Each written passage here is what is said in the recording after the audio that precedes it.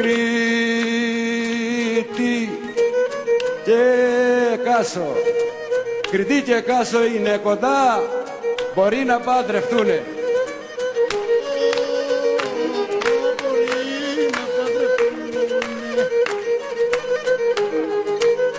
Μπορεί να παντρευτούνε, να λένε τα τραγούδια τους και ομόρφα να περνούνε.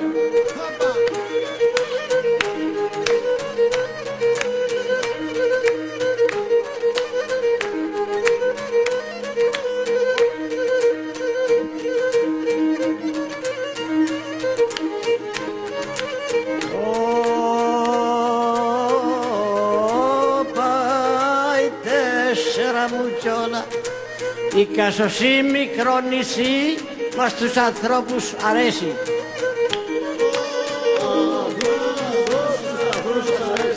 Η Κρήτη και η Κάρπαθος την έχουνε στη μέση.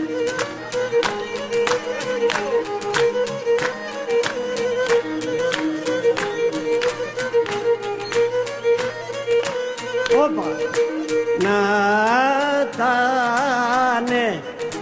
να τανε θέλημα Θεού η θάλασσα να λείπει.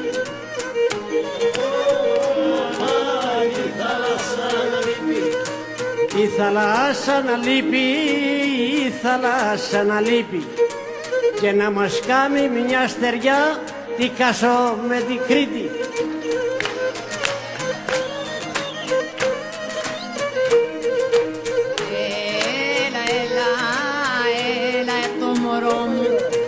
Η Κάσης με την Καρπαθό είναι μια επαρχία.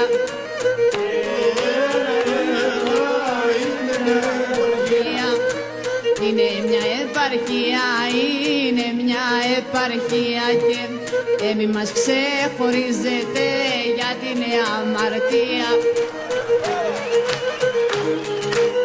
Όπα μικρή μου αγάπη, 11 μίλια θάλασσα, 11 μίλια θάλασσα, τα δυο νησιά χωρίζουν.